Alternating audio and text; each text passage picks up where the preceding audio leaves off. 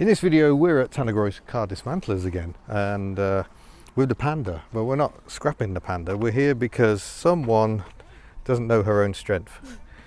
We've had a mild snappage of the sun visor, and we called ahead. They should have them, so we need to grab a screwdriver out the boot, put that back in because I don't think they're going to want it swapped in, and then we're going to go and see if we can find a sun visor. Don't forget folks, we've got the raffle running on this lovely Escort with this lovely shiny bonnet, now looking resplendent. Tickets from just £1. Check the link in the description below to stand a chance of winning this gorgeous car. Right then, we need to find the Fiat section. There's a Fiat. Oh yeah, we found a 500. Oh, looks like they're doing some smashing and crushing today. Vauxhalls, Citroens. Oh no, I see a Subaru Forester. Oh no. Does your dad need anything? Nah. Peugeots and Citroens down that one. Oh yeah, we're definitely in Fiat territory. Panda. We got a Panda. Let's just have a quick look at this Subaru though.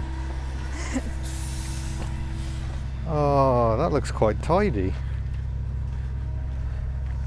How the rear arch is tidy. Oh good.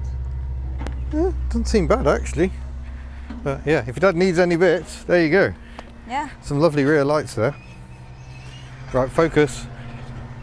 I mean, I was the one that was actually focused. Yeah, I got distracted. And now I'm getting distracted because they're crushing things over there.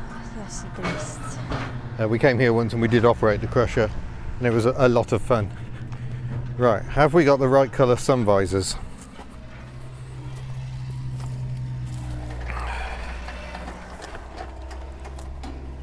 Yep, I think so. Nice and warm in that. Right, your car. Okay. Lovely. There we go. While you're doing that, I'll try and get to the boot and see if it's got a parcel shelf that isn't broken. It doesn't have a visor thingy. Oh, Range Rover down. It doesn't have a visor thingy. Boot thing. Yeah, it doesn't have that. Oh. No, someone's probably already had it. I like the seats. You know them tiny little spiders where you like squish them and they turn into blood? Yeah, is it covered in them? Yeah. Nice. Oh, it smells like a dog in here. Oh, there's a little Panda Cross over here. It's like a weird angle. Yeah. You might have to kind of swing it around towards you. Oh yeah, there's little spiders everywhere. Yeah. So every car here is coded, so that effectively they've listed the parts so they know what's available. It's all very clever, but look at the paint on this one. Oi. So it's just a single screw, and we'll have that sun visor out. They always trigger the airbags here. So, oh, poor Range Rover. Hold this. Got it? I got the screw.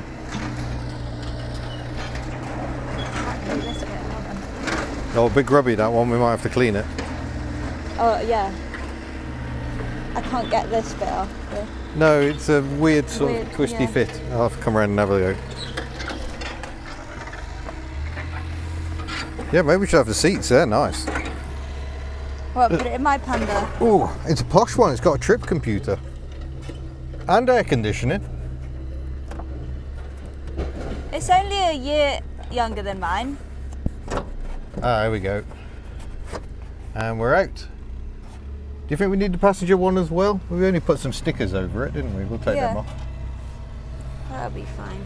Okay, well, let's go and see if this Panda Cross has got a parcel shelf in it. I think it has. I think they're the same. I love the Panda Cross. They've got such a aggressive little face. Yeah, there is. It's very badly sun damaged though. Does that matter? I don't know really, but can't open the boot because there's no external release, so hopefully there's a key. Yep. Oh, central locking. Whoa. On the button.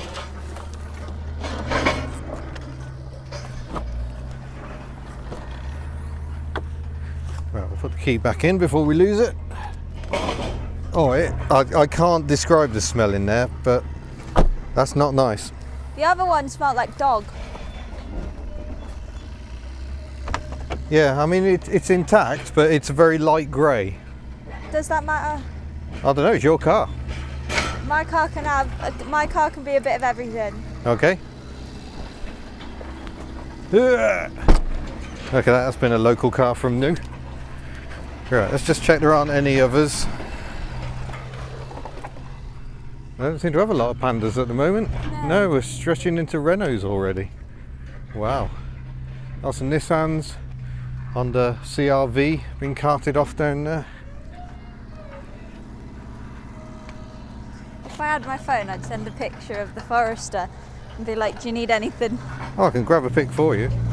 Yeah, I don't have my phone. Oh, ripping the Range Rover apart. I always try and separate the heavy metal from the rest of it. Heavy metal. Right, photo of the Subaru. There's not much old here really. That Forester was probably it. But this Ignis 4 grip is here, 438684. So I know the Ignis is getting quite rare now, so that might be useful for someone. Shame it looks quite tidy, but doesn't help the roof rack as drips rust all over the entire car. Yum. Yum. But yeah, plenty of breakers here at Tanygroes Car Dismantlers. They have an awful lot of spares that are already removed from cars as well. So whatever it's needed. That was like a City Bug front bumper. They may have it on the shelf. So there we go, we've been successful with our haul. But yeah, this is, see that clip's broken, so it doesn't actually fit properly. It might be possible to just change over the clip. But we have an entire parcel shelf that should fit, needs a bit of a clean. But there we go, parcel shelf that actually works. Yay. It just looks grim. Does the job. Are you going to fit that now? Yeah. Aha. I think we probably have plenty of screws because we've got the old screw that came out as well. Yeah. But the passenger one can go back on the passenger side. So Yeah. two people get a sun visor. Yesterday Mum tried pulling the sun visor down. I'm like, Mum, there's no sun visor there. Yeah, you're going to struggle with that. It's just an instinct though, isn't it? You go for it and it's not there. Overall, I think we can call that a successful visit to the scrapyard. It was 30 quid for the sun visor and the parcel shelf. I wonder if you could dye the parcel shelf. Purple. Okay, purple. This is it. When you get your own car, you can do your own things, like have the boo-boos who are hiding from the sun at the moment. Yeah. This needs a clean as It well. does need a clean, but we haven't got anything to clean it with us at the moment. It's mouldy. But does it work? That is the question. That's unbelievable. So it's later in the day and we're now under the bonnet of the Panda, so what's this all about? There's also the cutest chicks you have ever seen. Look at these little things. Oh, you're growing so big already. Fluffy foot chickens. And Mr. Grapes here is also keeping an eye on proceedings. He's very good, is Mr. Grapes. But yeah, I'm here at Tim's just because I don't want to get this wrong and we've got to bleed the clutch. So two-person job, and I think there's a limit to how much little Miss Hubnut really wants to get involved. But I'll show you the noise. If I come in and operate the clutch pedal, a lot of Fiat people will be going, oh yeah, we know about this. Hear that creak? Now it sounds like it's coming from inside the car when you're in the car, but it isn't. It's coming from under the bonnet, and it is the slave cylinder, which is all made out of plastic nonsense, of course. I don't know if the left-hand drive ones have a hydraulic clutch. If it's like the Multipla, they didn't bother because the cable could just go from the pedal to the gearbox, just there. But on the Multipla, it has a hydraulic clutch for right-hand drive only. I don't know if this is the same, but yeah, cheap, nasty plastic components, and basically it starts seizing. So the creak is just the start of things going wrong. What's also happening is when it gets really hot. When we were doing the university day, it was quite hot, lots of traffic. The pedal starts sticking and not returning properly, which makes driving smoothly very, very difficult. All fun for the novice driver. So we're going to do something about it. It's mounted underneath the battery, so we've got to take the battery out, probably disconnect the ECUs just so we can pull the entire battery tray out and actually give us access. It's just a push fitting. This is a bit of wasted pipe really, because that's a quick connect, but they seize up because they're quick connect for the people putting the car together in the factory. When you're like almost 20 years later, it's not quite such good news. It's about 18 years for this car, 17, 18. So what we're probably going to do is disconnect here. You can just pull the little clip out and then you can separate here, and we'll just leave all this pipe work on the car. Tim sourced this from E&M Motor Factors, local parts people, and it's LUK, so hopefully decent quality. But yeah, I've got to get this out. We've already disconnected the battery out, battery tray out, and then we've got access. And yeah, that is here. The TR7, remember I tested the TR7? Yeah, the engine is not as happy as, well, we weren't convinced it was happy, and indeed it isn't. But that's for the owner of the car to perhaps tell us about in the future. So there we go, we've got a little seat belt for the battery there. Put that there. And I can lift the battery out.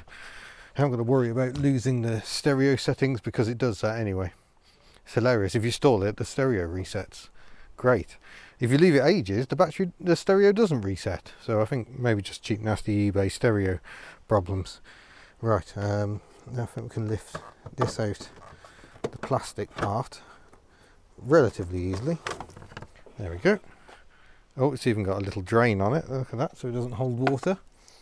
And then those, and I think the ECU is actually attached to the tray. So there's a few wires we've got to be careful with, things like this where it's attached. We've got to disconnect, and then we're away.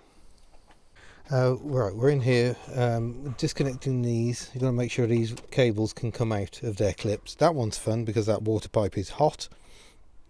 Disconnecting the ECU, you pull this thing back on here and then you can lift those off. Got to remove this ground wire, which again was held into a little clip down here, so I've had to make sure that's free. And then we'll do that because the ECU is coming with the tray. And then a couple of big bolts down here, and we should be getting this out. There we go, the tray's out. There's a bolt where you have to go through here, through that hole, which gets you to this point here, which took me a little too long to realise. But here is our clutch slave. I'm tempted to unplug that. It's the ABS, I think, just to get this wiring out of the way. And then it should be just 2 bolts on here, and disconnect this connector here. And that is what actuates the clutch. That is the slave. So there's a master somewhere. Is that the master down there? I guess so. No doubt that'll start creaking at some point as well. But that is what we're here for. I have to have my glamorous assistant to operate the clutch for me. So we should see this move. Oh, yeah. That definitely sounds like here. So after the all-important Panedo day, that is your Welsh phrase of the day, cup of tea, we will get that out. Just remove the plastic clip that holds this in, because there it is, there's your clip. We're not replacing this pipe. So I'll now undo these 13s, and then we can get this swapped out. So this should just pull out now. We've got the 2 bolts out. Obviously there's a bit of tension on them because it's pushing against this, but it's quite easy to just push it and get enough tension off so you can get the bolts out. So I'm just going to pull this out now, which I don't think I can do easily one-handed. We should be able to pull that out. Well, I'm afraid that all happened a bit fast, but because we're leaking fluid when this is disconnected, I've just put a new one on. New one comes with something holding the piston in. I think it actually comes fully bled as well, but so I've just ruined that. But having that kept sort of tied up means you can easily line your holes up to get the bolts in, and then pull that off to allow it to sit in there all nice and good. In fact, perhaps do you leave it on? Maybe you do leave it on. That's our old one. Oh, now I'm getting juice everywhere.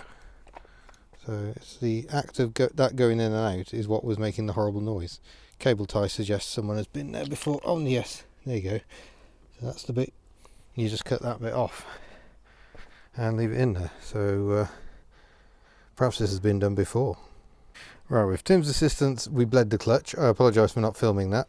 I was too busy coming up with clever ideas like a bit of grease on the nut so it doesn't fall out as you're trying to get it back on that stud, which is actually in there. So before I go too mad tightening stuff up, I've got all the clips variously to reattach for the wiring. So that one there is quite obvious. There's one under there, one under there, one under there. Here we go. Well, this isn't very Hubnut at all because I've finished the job and I appear to have no bolts left over.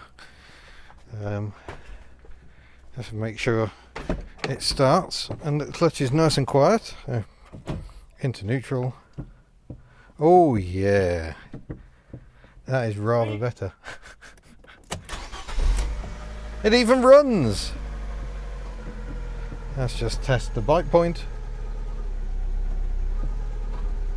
Yep, job is a good one. So there we go folks, that is the Panda done. We've replaced the parcel shelf, sun visors and the clutch slave cylinder, and back into use tomorrow for another busy day. So thanks Tim. I'm sure Tim will be happy to have me here on a much more regular basis. You're going to be a bit close in the future. Yeah. But apparently just having a Tim floating around makes jobs go better. So that's always good. And yeah, back into more driving with the Panda tomorrow. Looking forward to it. So thanks for watching. We'll see you in a future video. Farewell. What's going on in there?